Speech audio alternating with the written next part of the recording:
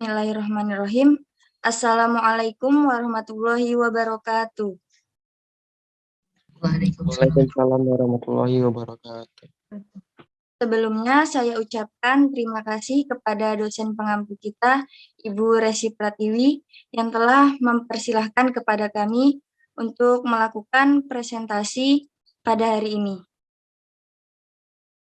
Kemudian, tak lupa saya ucapkan terima kasih pula kepada teman-teman yang telah hadir pada perkuliahan pada hari ini. Pada hari ini, kami akan menyampaikan tentang review percobaan pembuatan kalium nitrat. Sebelumnya, perkenalkan, nama saya adalah Wahyu Wulandari dengan NIM 2108036006 dan keempat rekan saya yaitu Muhammad Yusril Baihaqi, Dimas Rizky Fajar, Davania Elga, dan Kiki Ratna.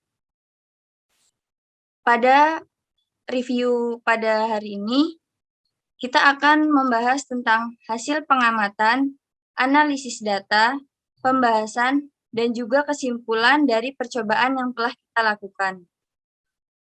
Sebelumnya, kita harus tahu apa itu KNO3 dan juga manfaatnya dalam kehidupan sehari-hari. Untuk penjelasan ini akan dijelaskan oleh Saudara Dimas. Kepada Dimas, saya persilahkan.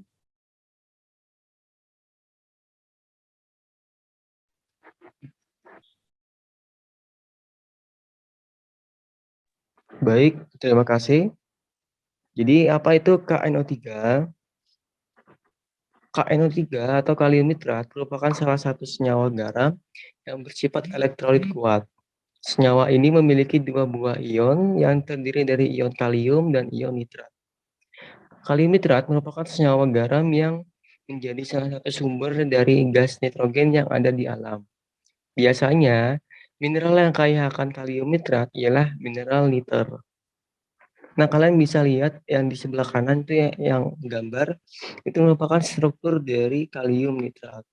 Di mana kalian bisa lihat kalium nitrat terdiri dari dua buah unsur ya, yaitu ada ion kalium dan ion nitrat.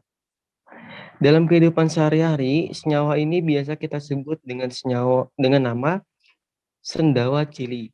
Nama ini memang terlihat cukup unik mengingat Chili merupakan salah satu negara yang memproduksi senyawa ini dalam jumlah yang besar.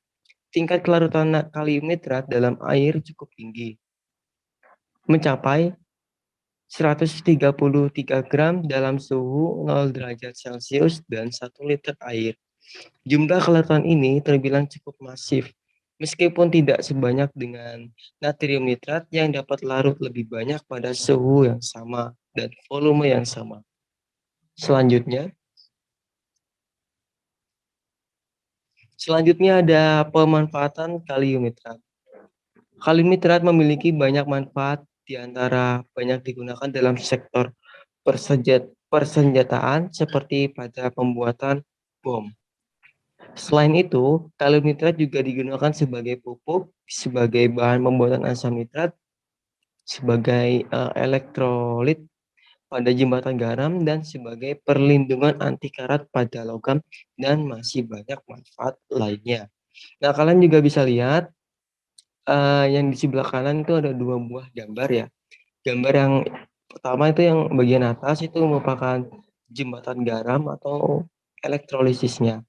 Di mana jembatan garam ini sifatnya ini untuk menetralkan kedua larutan tersebut. Karena kalium nitrat itu kan sifatnya adalah garam netral. Kemudian gambar yang kedua yang bagian bawah itu merupakan bentuk dari kalium nitrat berupa serbuk. Selanjutnya, untuk hasil pengamatan dari percobaan yang kita lakukan akan dijelaskan oleh Saudari Kiki. Kepada Kiki, saya persilahkan. Baik, Wulan, terima kasih. Selanjutnya yaitu hasil pengamatan. Pada pembuatan garam kalium nitrat ini, yang pertama yaitu penambahan berat kosong plus massa NaNO3 yang menghasilkan 66,20 gram. Lalu ada penambahan berat kosong plus massa KCl yang Hasilnya adalah 65,51 gram. Selanjutnya yaitu perlakuan dan pengamatan. Tahap awal yaitu penambahan KCl dalam air panas dan NaNO3 dalam air panas. Dari hasil perlakuan ini didapatkan hasil yaitu warna KCl berwarna putih keruh, warna NaNO3 berwarna putih bening, KCl tidak larut dalam air panas, dan NaNO3 larut sempurna dalam air panas. Kemudian yaitu melarutkan larutan KCl dan NaNO3 dalam air panas. Dari hasil pelarutan ini dihasilkan larutan bereaksi dan warna larutan keruh karena warna larutan KCl putih keruh dan warna larutan NaNO3 putih bening. Dan reaksi yang terjadi yaitu sebagai berikut ini. Selanjutnya, Alan.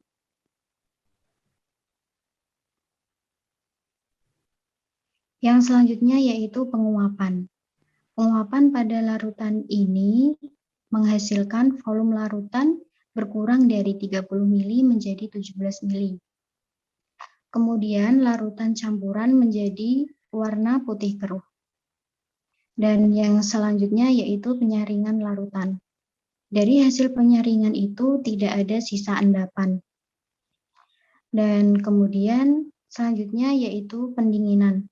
Pendinginan dimulai pada pukul 11.51 dan pada pukul 11.58 terdapat sedikit kristal. Kemudian pada 12.50 hampir semua terbentuk kristal. Yang selanjutnya yaitu menghitung berat garam kalium nitrat yang kita peroleh dari pengurangan kertas saring berisi kristal plus beker glass dikurangi berat beker glass plus berat kertas saring. Dan hasilnya yaitu 8,14 gram. Selanjutnya, Alan. Selanjutnya yaitu untuk mencari kristal KNO3, yaitu dengan cara mengurangi berat kaca arloji plus kristal, kemudian dikurang berat kaca arloji. Berat kaca arloji plus kristal yaitu 16,62 gram dan berat dari kaca arloji sendiri yaitu 13,35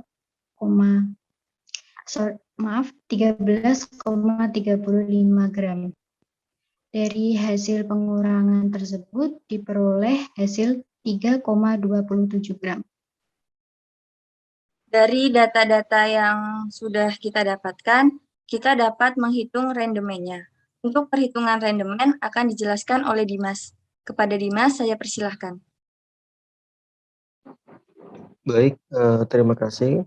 Untuk perhitungan rendemen, kita harus mengetahui apa saja yang harus dibutuhkan.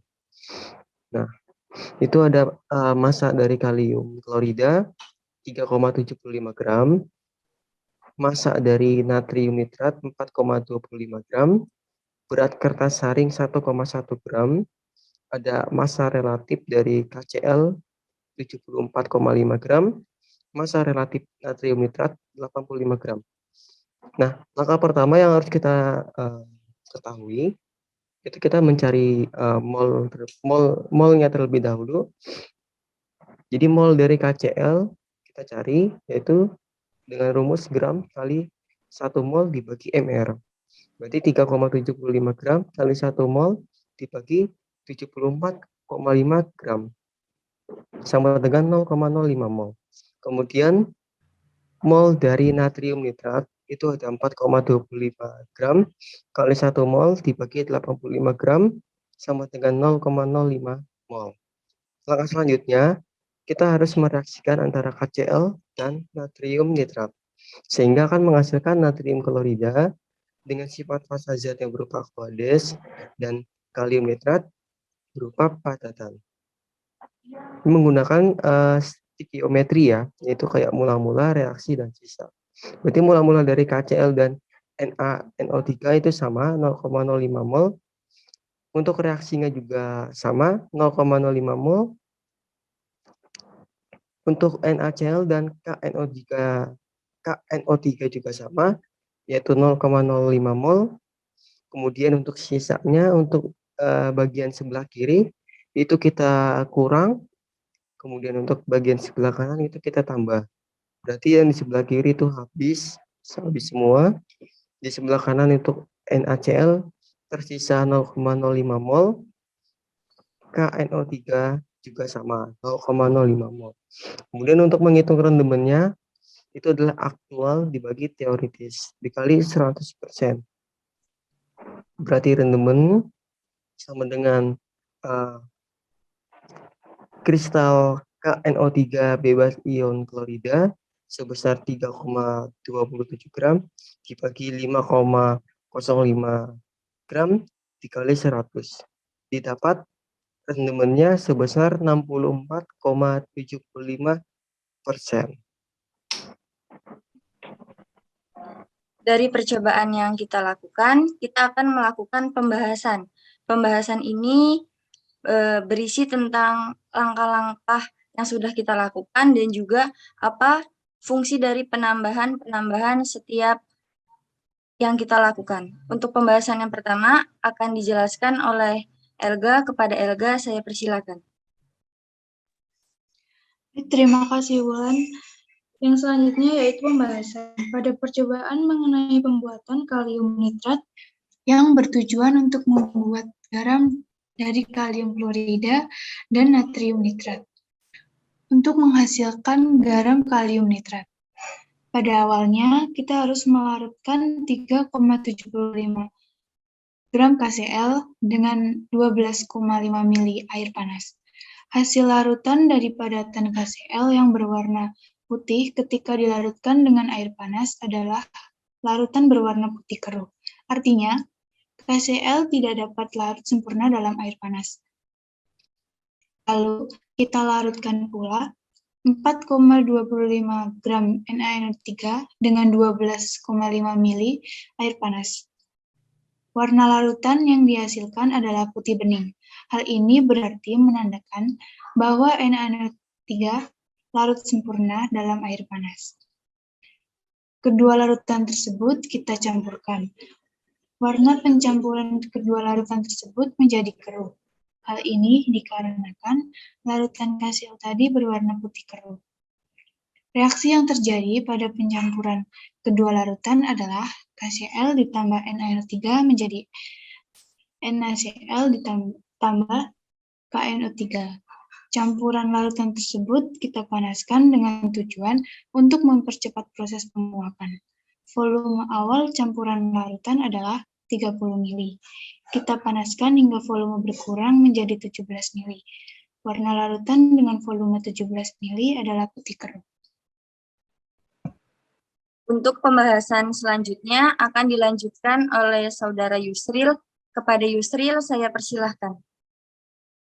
Ya, terima kasih Wulan. Selanjutnya, kemudian dilakukan penyaringan untuk memisahkan hasil reaksi dengan zat-zat kotor yang ikut di dalamnya. Penyaringan ini dilakukan langsung setelah proses pemanasan, jadi dalam keadaan panas. Dari penyaringan tersebut tidak ada lagi sisa endapan. Selanjutnya, setelah itu kita akan dinginkan untuk mendapatkan bentuk kristal. Pendinginan kita lakukan selama 34 menit. Pada menit ke-7, terlihat sudah mulai terbentuk sedikit kristal, namun tidak menyeluruh. Selanjutnya, pada menit ke-14, hampir semua mengkristal, namun baru sebagian saja yang mengkristal. Sampai menit ke-34, tidak semua larutan campuran mengkristal secara sempurna. Hanya sebagian saja yang mengkristal, namun sudah hampir penuh. Kemungkinan yang mengakibatkan campuran larutan tidak dapat mengkristal secara keseluruhan adalah karena faktor suhu saat pendinginan. Pada saat pendinginan, kita hanyalah menggunakan 2 buah es pendingin. Seharusnya apabila saat pemanasan sudah panas sempurna, dalam artian tidak terlalu dingin dan tidak terlalu panas, didinginkan dengan pendingin yang jumlahnya agak banyak, maka proses pengkristalan akan lebih cepat dan sempurna.